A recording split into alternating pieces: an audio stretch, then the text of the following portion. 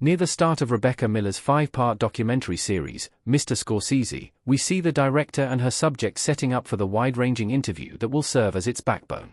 As they do, Scorsese begins directing his own interview, which Miller quickly and jokingly calls him out on. It's a brief, endearing little moment that kicks off the series, but it actually reflects one of the themes of the whole piece: Scorsese cannot stop directing. The soon-to-be 83-year-old is as energetic as ever in Miller's film portrait, as the Apple TV Plus series is billed.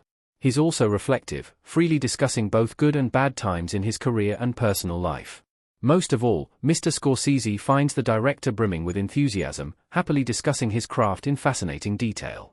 Without a doubt, this series is essential viewing for anyone with even a passing interest in filmmaking, chronicling not just one man's career, but the industry that changed with him. A film portrait of an American cinema legend. Nearly every movie in his storied career is highlighted. Mr. Scorsese isn't a particularly groundbreaking documentary, and in fact, the biggest criticism you can level against it is how by the numbers it is. What's included is the sort of material you'd expect of a documentary about the filmmaker: new interviews, old clips, archival footage. But what a treasure trove of material it is. There are new talking head interviews with contemporaries of Scorsese's, including Spike Lee, Steven Spielberg, and Brian De Palma. Both of Scorsese's muses, Robert De Niro and Leonardo DiCaprio, feature heavily, more or less spanning his career alongside his legendary editor, Thelma Schoonmaker.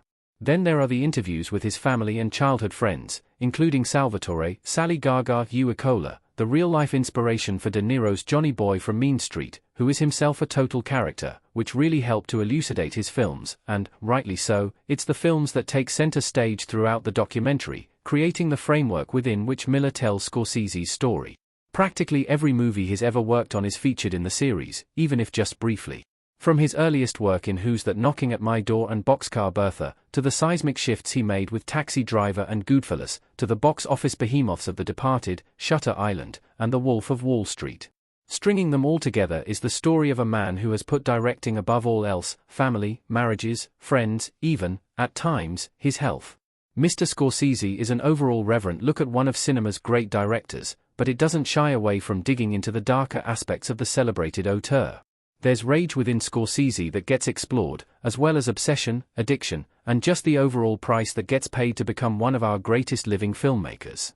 Over the course of the series, we see Scorsese become a more present, less selfish person, and his growth as a director, husband, and father is even more rewarding than the plethora of film trivia. By the end, it's clear he has no plans of slowing down, and the series closes with him beginning production on Killers of the Flower Moon, his 26th picture. Mr. Scorsese is sure to be considered the definitive examination of the director and his work, but I'll wager it's going to need an addendum in a few years to cover the movies he's completed since.